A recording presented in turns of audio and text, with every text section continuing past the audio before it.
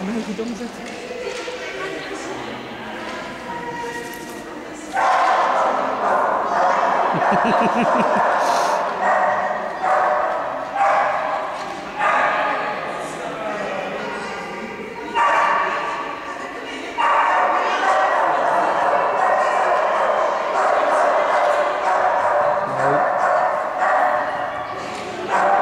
Hij stopt dus op de lichaamshouding van Luc en niet uit zichzelf.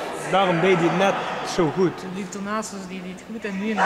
Ja, maar dan stopt hij dus op de lichaamshouding van Luc. Luc nu daarachter staat. Ziet hij die lichaamshouding niet, dus hij loopt door.